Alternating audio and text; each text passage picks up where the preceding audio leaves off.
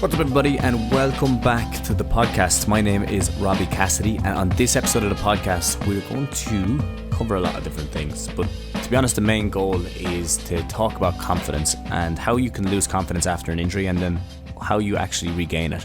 But I also want to talk a small bit about, I guess, the systems themselves and the type of confidence that you need to work on. It's not always just that you need to believe in yourself. There is elements of the body actually needs to, in a way, believe in itself and trust itself as well to be able to withstand the exercise and activity and movements that you put it under.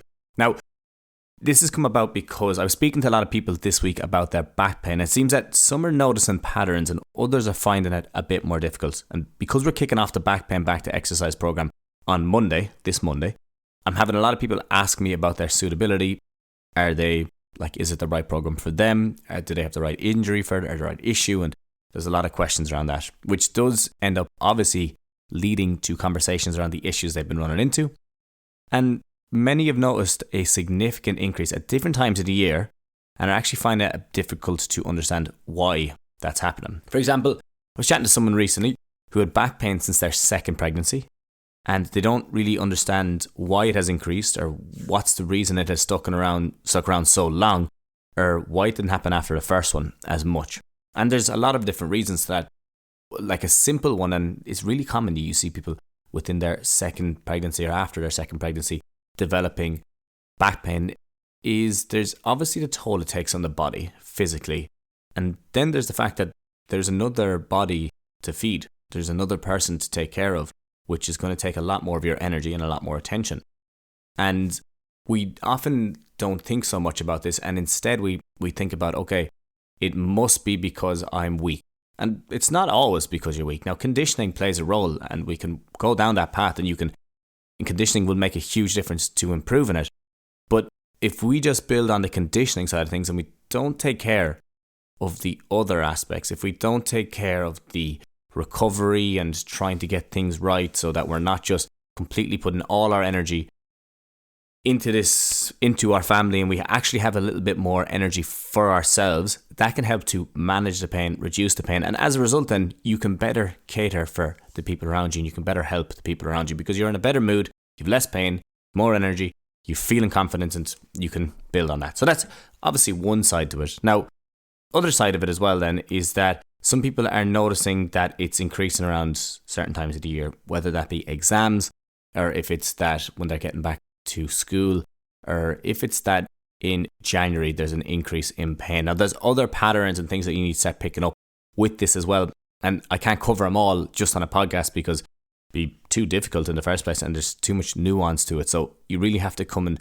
discover that yourself and understand that yourself, and that is a big part of the back pain back to exercise program, is understanding what's going on, and then understanding, okay, this is the case, this is what I need to work on, and this is how I improve it.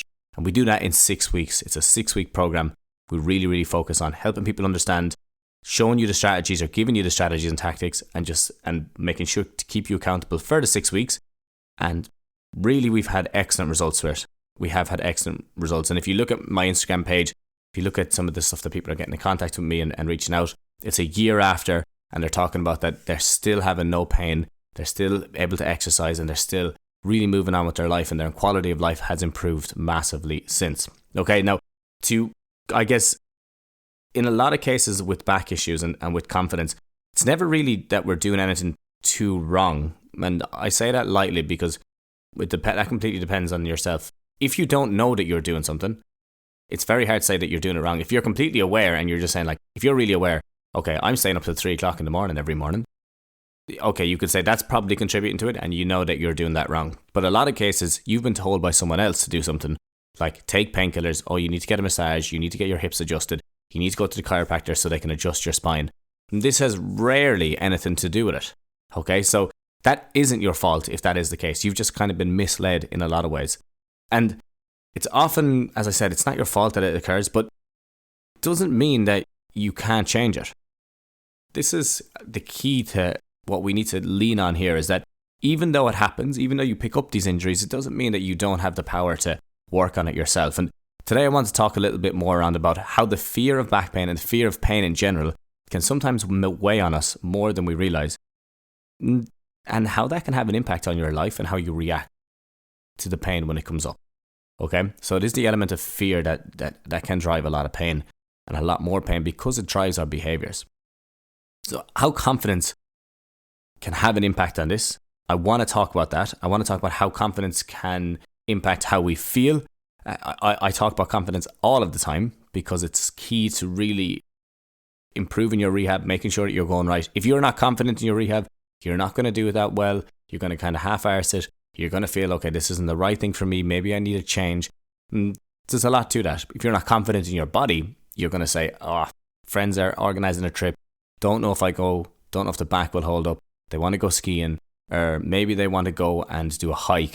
And you're thinking, I don't know if I should do that. So you can come up with other excuses to why you can't do it, or you'll often just say, okay, I can't do it because of my back. And that's a fear that's driving that lack of confidence in your body.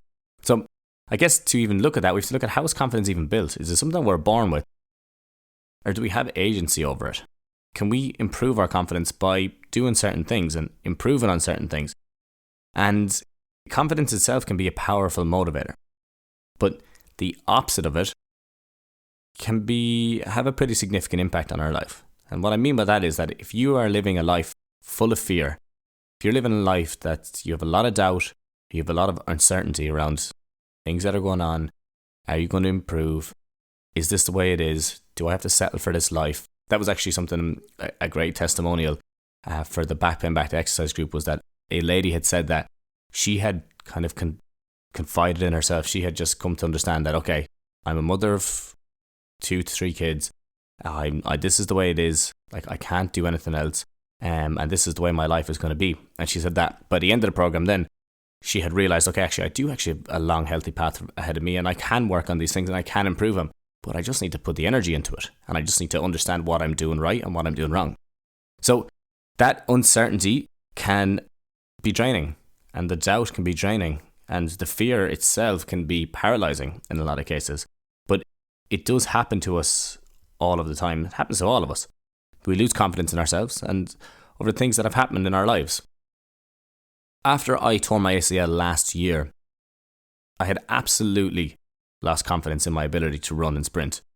And that did kind of whittle down into other factors of my life as well. I remember I was on a podcast and I was speaking about this, and they were asking me, well, how have you changed it? Now, Argentina, if I was living in Argentina at the time, if you don't know, is obviously an excellent country. I would say to everybody to go out and check it out. It's unbelievable, beautiful place, really nice people.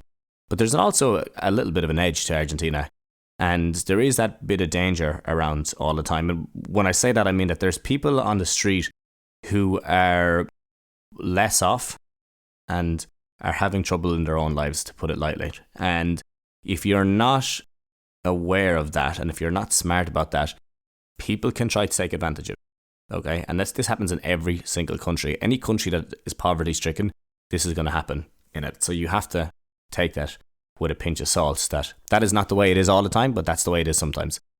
And the reason I bring that up is because after I injured my knee, I had lost the confidence in myself to say, okay, well, if something happens, I can't run away from the situation. Now, I'm going to have to figure out situations before they happen, or I'm going to have to try fight my way out of a situation. Now, luckily, it never came to that. But when you are by yourself and you're traveling by yourself, you have to have that kind of safety net of what you're going to do. So how do you change it? And on a podcast, I was talking about different ways that you would change it, different ways that you actually have to present a bit more aggressively so that you don't attract that, especially at different times of night, obviously. And yeah, overall, because of the ACL tear, I had lost my confidence in my ability to get away. So I had to have a lot more confidence on my ability to defend myself. And that was something that was more internal. Okay. And that can kind of be a little bit scary at times, but at the other time, then when you do come out of it, you have a lot more confidence in yourself. Anyway, so there were more specific reasons that I actually lost my confidence to sprint. And one of those specifically being that I tried to jog across the road. So I was with my mate, Aidan, and we were going to the shop. And as I went to jog across the road, about 2 weeks after the ACL, I had a bit of an issue, okay? Now, This is actually prior to me going to a Taylor Swift concert, I must add. And to be honest, right, little side story.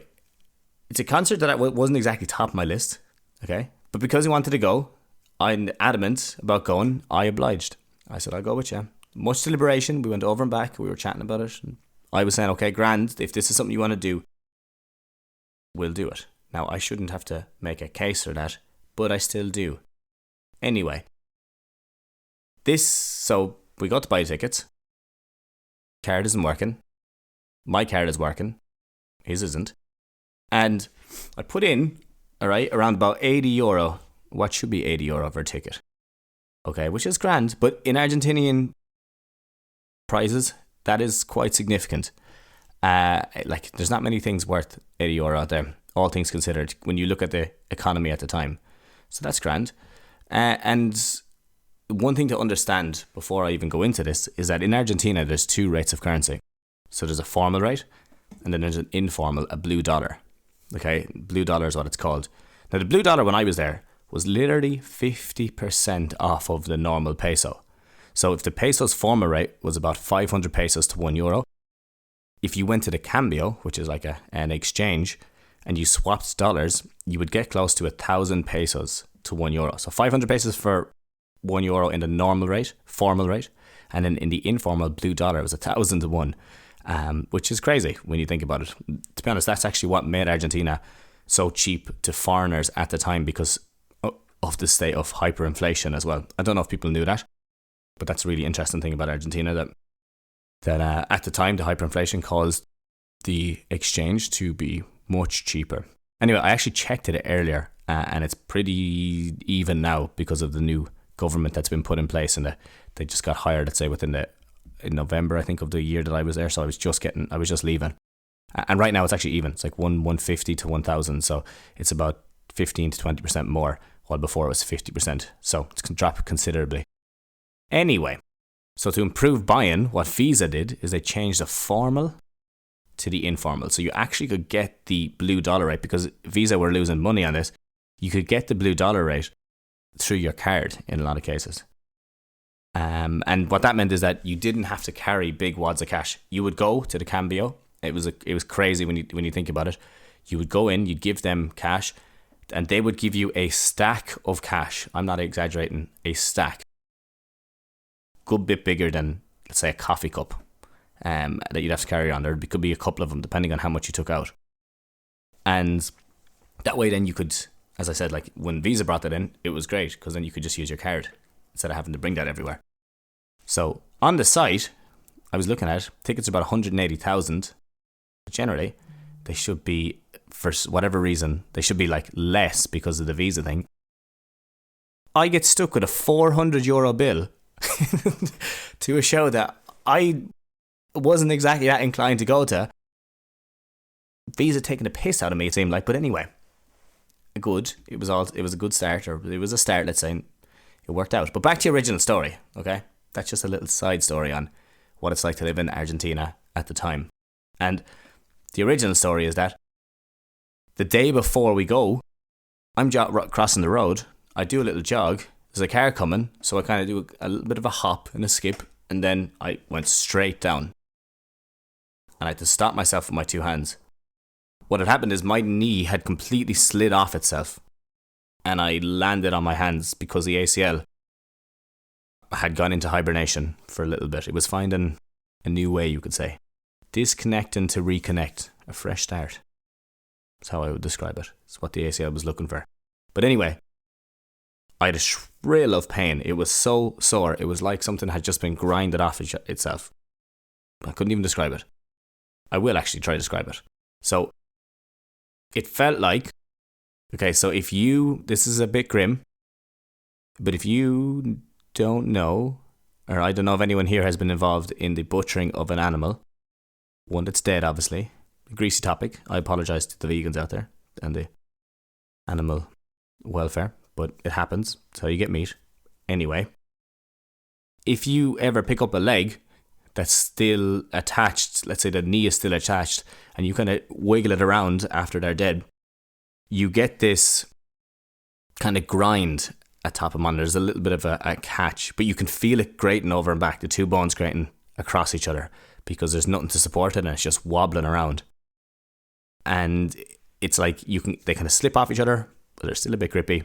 Anyway, it's not very nice.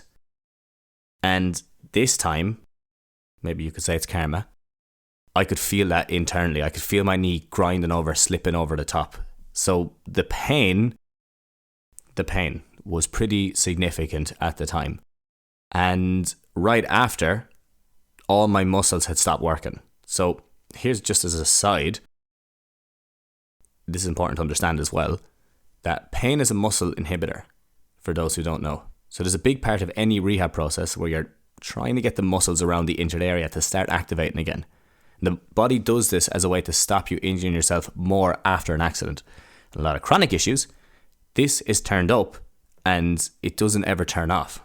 Okay? Where they're saying, and you could probably make the argument that the whole idea behind, the glutes aren't turned on, which I do not believe is the case, often the case anyway, especially if you're standing, because it's a pretty important time to have glute activation. If you don't, you're not going to stand. So unless you're one of these people who find a way, and it's absolutely people like this, who find a way to support that, basically the support structure of their skeleton kind of finds a suitable position and they just lay there.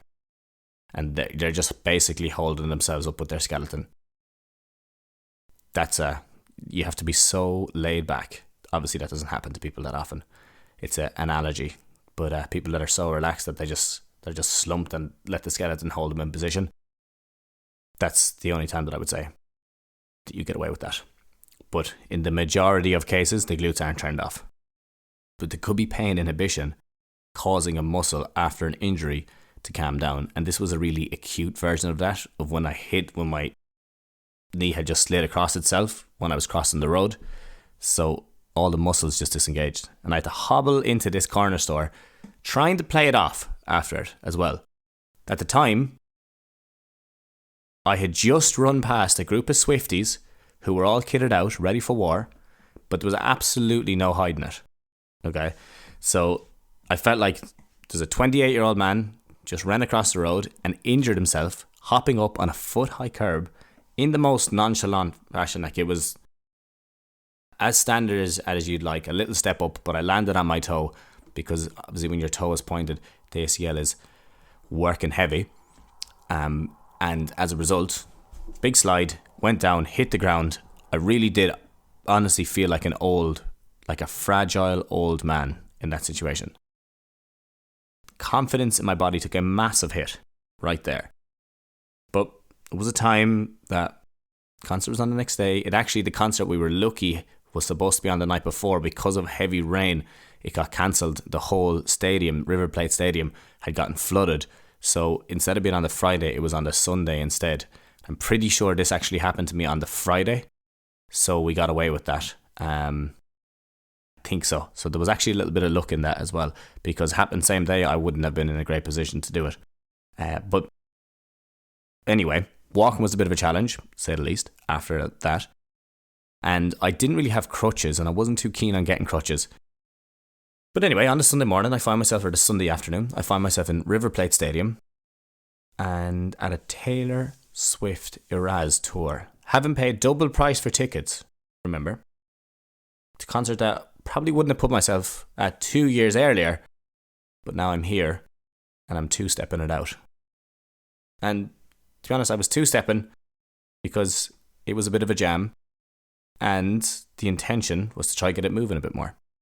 It's actually an amazing concert, I have to say. I must admit, it was an unbelievable concert, and I would recommend anyone to go. Just, first off, the music was a lot better than I expected, I have to say. And secondly, it was a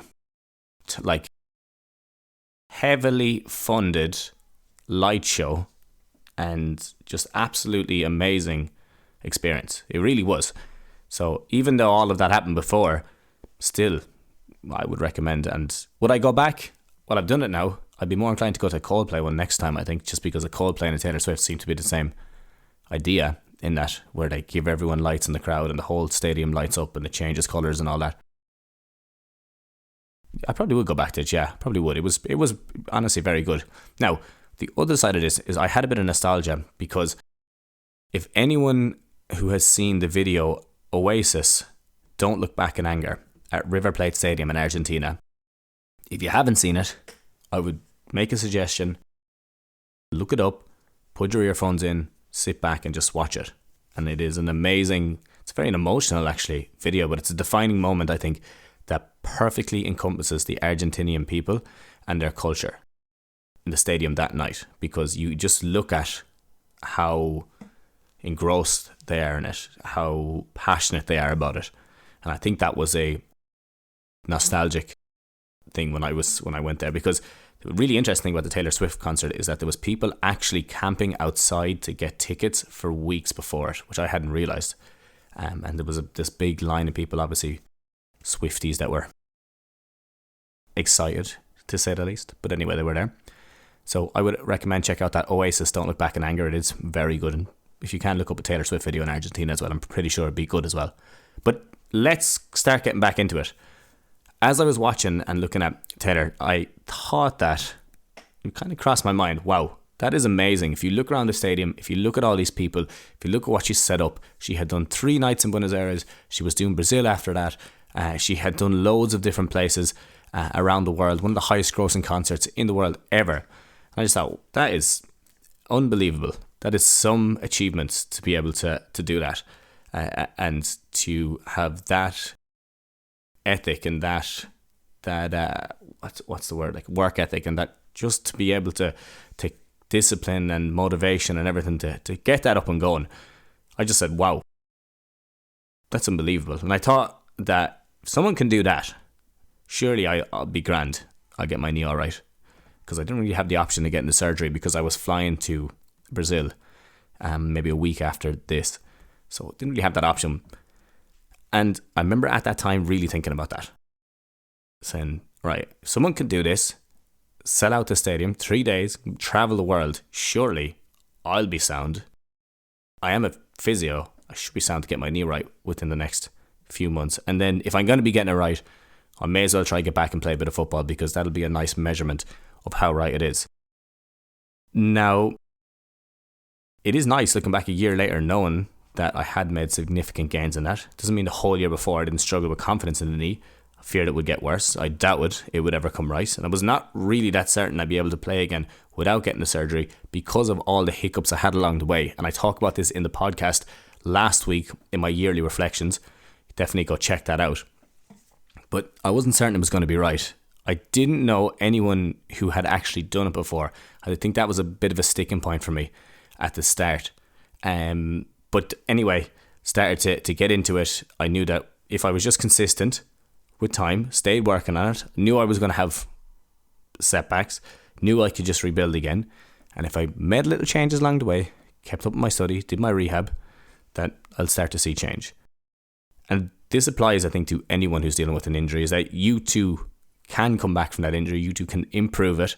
You can get it to a point where you will be happier with it. But it's going to take consistent work. And you're going to have to start rebuilding confidence in yourself, because if it's been going on a long time, you may not notice it, but your confidence will have dropped significantly. So there was certain things and points that I would have lost confidence in. One of them was trying to do boxing. Another one was kicking a ball, stopping. There's a lot of different factors that I had lost confidence in, but there is different types of confidence that we need to build. And I mentioned this at the start. There's conscious, there's physical, there's subconscious, there's emotional, there's spiritual. All of these different types of confidence will come into play. What you'll often find is a person decides to make the change in their body, and this is a huge obstacle that we run into, because motivation is very fleeting. We'll feel good, we'll have all the motivation to do it, we'll say, right, it's time to make the change, but the body isn't going to just change in an instant. That's going to take a little bit of time to follow. Therefore, it's going to continue to give you pain, even when physically everything is improving. There's going to always be an element of survival in the body. Your body is an adaptation, and it's a survival machine. Unbelievable what it can do if you put it in the right situation. But it's going to keep giving you pain if that keeps you in a position that it's familiar with. It's going to be resistant to change. Now, there's a cognitive element to that as well, or a conscious element. But this is really common with people who are dealing with back pain. The body has found comfort in stopping you from doing things. And as a result, you have started to relay that back consciously as well, where you said, okay, I better not do that. I need to be careful here. I need to be smart about this. And from past experience, the body starts to decide what works best. And now it starts to dictate your experience. Now, what dictates your past experience is a good question, I think. Events and trauma, absolutely, for sure. Injuries that you've had, flare-ups that you've had, things that you haven't been able to go to, random ones that just absolutely flattened you. Like, as I said, that event for me with going across the road and my knee completely slipping out, like that took me a long time to even try to jog after that because of the pain that it gave me. Like, that was not a nice one. I was deadlifting in the gym. I was still pulling well over 100 kilo. But that idea of running and jogging and hopping was absolutely alien to me after that, because I just was completely not certain. I had a lot of fear, a lot of doubt if I'd be able to get back to that. So that events and trauma for sure. But then your reaction to it is important. That's the key. That's what I want to touch on here, is your reaction makes the biggest difference. Little story. In the 1970s, in Chowchilla in California, 3 men kidnapped a bus of children, took them to a container in an underground quarry, and they held them for a ransom of what they were going to look for $5 million. It's the Chowchilla kidnapping, if anyone wants to look it up. They were young. They were between about 5 to 14 years old. They actually took the bus driver as well.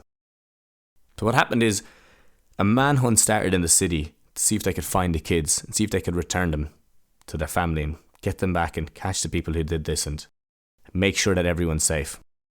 But while they were in this container, and you can look up pictures of the container as well, it's crazy to look at it. One boy who had been kidnapped noticed that the roof had been damaged, and he found a hole that could start to be buried out. And the bus driver who was there with him helped him with this. Now, this is actually a true story. So they began to dig, and they were digging and digging, and they finally burrowed out all the way through it up to the top. And then one by one, they got the children out. Now, there was a lot of kids who were stuck in a freeze state within that after it happened. That fight, flight, or freeze. And the freeze state means that you just drop everything. And it's like it happens to an animal often when they're being chased by a lion or a tiger. Is that once they're caught, their body goes into a freeze state.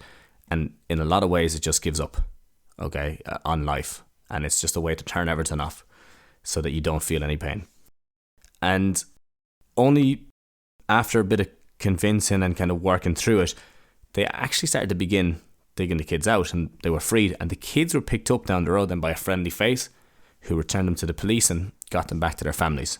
So a very nice ending to the story, you would think. And years later, or a while later anyway, researchers wanted to assess the level of trauma that these kids had experienced and to see how it had impacted on their lives after it. Now, every one of them, all of the children, had showed significant signs of fear, depression, anxiety, waking up at night screaming, addictive behavior, symptoms that you would associate with trauma, as you would expect. Because you couldn't really think of a more traumatic experience for a young child. However, it was actually noted though, within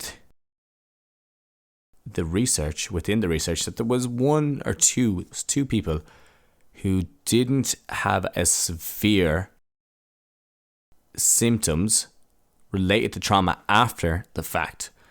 And they were obviously still affected, but it wasn't to the degree that other ones were, where they were waking up in the middle of the night screaming and feeling that there was someone always trying to attack them. And they actually found that it was the bus driver and the boy, the two who were pivotal in helping the group escape, were actually showing less signs of trauma as a result. Now, you could make the argument that the bus driver was a bit more mature, so he could have offset some of the psychological trauma. That's a fair argument to make because he is mature in his age and he's stronger. But there's a really good argument made by Peter Levine in his book Awaken the Tiger. And he looks at that the idea that taking action in a traumatic experience and being proactive in the scenario helps the boy to offset the impact that it had on his symptoms in future.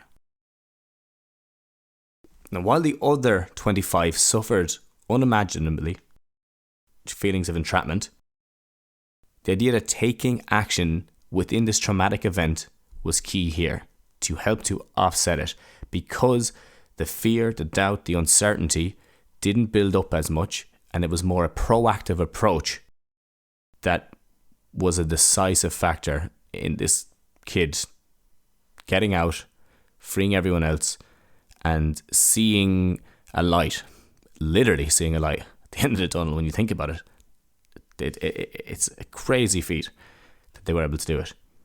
So when we think that taking action is key here, making the decision to change and working on that is so important. Now let's put this same lens on somebody who has developed a chronic back pain. How do you react when you notice it first? Did you focus on being proactive or reactive? Did you keep movement or did you stop movement? And did you speak positively about it or did you complain consistently about it? Right before I jumped on this podcast, I got an email from a lady, really nice email to get actually, who I had spoken to last year, who was dealing with a significant back pain, and she's now back training. She's now back doing the things that she's loved, and she's actually gone down the route of being a personal trainer as well because of her experience of getting back and achieving what she had achieved, because the back pain was really limiting her in what she did. And one of the things that she said in the email is that she had never realized until it was highlighted to her, because we were speaking about it, that there's a possibility that the people around you can have a bigger impact on it than you feel. Okay? Because they often tell you, stop, be careful, mind your back. And all of these things will make a difference if we really want to work on improving it. When I came back after my knee and I was back here, and people would start to ask me, and this is more recently now, how's your knee? Which one is the bad one? It's always about trying to change your language around, no, there's actually not a bad one. There was an affected one, but now it's 100%. Now it's improving a lot. I'll take care of myself. I'm good. I'm feeling stronger. I'm feeling more mobile. All of these things are not to be a prick to other people at all, because they're obviously looking out for you and they're trying to be nice. But it's so that you don't start to fall victim to this mentality of being a victim, and this mentality of, I need to be careful, I need to watch everything, I need to be safe in what I do. And when you start to change your perspective and look at that more, all of these things, they really do make a difference if we want to start to work on it and if we want to start improving on it. So you do have to work on, okay, there's people in my environment that are asking me this all the time. This is how I change it. This is what I tell them. This is the words that I give them. Because the words you give them, they will give it back to you. If you say to them that I'm feeling stronger, I'm feeling more mobile, I can pick things up, it's really getting better, you'll often get that relayed back to you. Oh, are you still feeling good? Is your back feeling strong?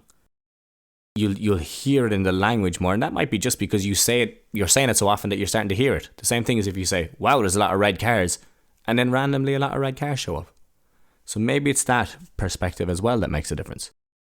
But what we need to be careful of is being reactive and not being proactive. Okay, so the first thing we need to focus on is our reactions. What do you do when you recognize the pain? Do you let yourself spiral into a negative cycle and look for quick fixes, or do you start to reach for painkillers to calm the pain? Unfortunately, it actually happens to way too many people. What we need to be is proactive from the start. You're going to have pain. Okay, that's going to happen as you are on your journey to improving. There will be times that you have discomfort, it will kick up, and it's annoying. That's the way it is, unfortunately. But that doesn't mean that you stop. Another great lady I was chatting to who came out with the back pain program, one of the biggest things that she took from it is that she said, well, what do you do about it? She said, yeah, I have pain. I am flaring up. And this lady had been dealing with ankylosing spondylitis for years. She said, I have pain. It is flaring up. But what are you doing about it? So instead of putting strategies in place to calm the pain and rebuild the confidence in the body, they were instead avoiding everything. So now the perspective is, what can we do to improve confidence? Can we do it through movement? Can we do it through strength? Can we do it through understanding your body better and working with it, not against it? Understanding that, okay, we may have gone different ways here between the conscious mind and the body and what way we wanted to go, but can we start to come back and can we start to connect? And can we start to put things in line again so we are working together and that we have a good relationship? Because the mind and the body are as connected as anything else in life. If anything, they are of the same thing. And there is a lot more to learn here. To be honest, that's okay. There is a lot to learn, but it's okay if you just put in the time and you're consistent. You understand that there's better days ahead. You just need to make the decision to start to work towards those better days of what that looks like for you. Are you the person who sits back and lets life pass them by? Or can you start to say, okay, I actually want to get back to these activities, not for anyone else, strictly because I want to go back and enjoy the activities. And while I am at this stage in my life, start to push on and start to make gains and show the people around me that I can improve if I want to improve, so that I can then show myself that I can improve. It builds on itself. So you do need to make that decision and you not to give in to your current condition. And it does actually apply to much more than you expect. Sometimes seeing someone else doing it can help you to create and make you realize, someone has done it before, why can't I do it now? And that's why, when, as I was saying, at that concert, when I did go to it, even though I hadn't wanted to go to it initially, it was actually quite a big experience because I was like, why can't, what else, what's stopping? You set your own limits in the way. You set your own barriers. You set your own obstacles. Why can't I do that for my knee? Why can't I get back? Even though I haven't seen someone do it before, why wouldn't I be able to? Now, if it's something that you need help with, if you're dealing with a back injury, the back pain, back to exercise program is actually kicking off on Monday. If you're listening to this at the weekend, it's kicking off this Monday the 6th. So if you are interested, if you're ready, if something you are wanting to do, this is the perfect opportunity to get back on track and start the new year off with a bang. And I will leave a link in the bio of this. I'll leave a link in the description, I should say, and you can check that out as well. And to be honest, a really quick breakdown with specific sessions built to help you rebuild confidence in your body, combined with education and videos around, okay, this is what you need to focus on, this is what you need to be careful of, and this is how you build on it going forward. Okay, I will give you all the strategies and tactics. We have group calls, we have Q&As. It's about 3 sessions a week. There's beginner and advanced programs that you can do all at home. In the advanced ones, you can even do them in the gym if you want to progress on after that. And we also have a return to running program if you're saying, okay, I'm not really trying to get back to exercise in terms of the gym work, or I'm not trying to build strength, I'm looking to improve my running, then you can jump on that running program as well. So, and that's actually a 10-week running program. So it is a 6-week program altogether that we're working together within the course, where you do your calls, you do your Q&As, you do everything. And we have everyone from bulging discs, degenerative disc disease, ankylosing spondylitis, postural issues, or those who've just been out of exercise too long and are fearful to get back into it. This is a perfect place for you to start. And it's a big focus around about what you can do, understanding what's going on and looking forward towards the future. We've had loads of really good results, people coming out so far, and spaces are still available right now if you hit the link to join. For those of you who don't have back pain, you can still apply this idea of confidence in your own training. Understand your pain and look to build on it consistently. That's just everything that I wanted to talk about today. Thank you so much, and I really, really appreciate you listening in, and I really appreciate everyone who had listened in all year and who had sent me emails or sent me messages on Instagram. It's great to see it. It's lovely to see that people are taking from it. I actually recently got sent a piece of artwork from an artist in Holland, Emmanuel. Thank you so much for that. And it's a beautiful piece of work. It's purely because he listened to the podcast and he really enjoyed it and it had helped him. So thank you so much for that. And anyone else who is struggling, I would love if you could send this on to them if it helps them out at all. I'm always just trying to promote a positive mindset about what you can do, how you can take it back into your control. You don't have to live by the injury or the diagnosis that you have, and that with working through consistency, you can get back to enjoying everything and having a bit of crack and having fun and doing the things that you love to do with the people that you love as well. So thank you so much. If you enjoyed this podcast, I would love if you could rate it 5 stars on Spotify or on iTunes. I am trying to get it up to 1,000 ratings. It's way off it at the moment, but as you know, through time and consistency and hopefully putting out good podcasts, people will enjoy it enough to go up to that Spotify or iTunes and hit the 5 stars. Thank you so much, and I'll leave that link to the Backpain Back to Exercise group in the description here. Jump on board. Kicking off this Monday. Looking forward to seeing you there. I will chat to you at the same time next week. Have a good one.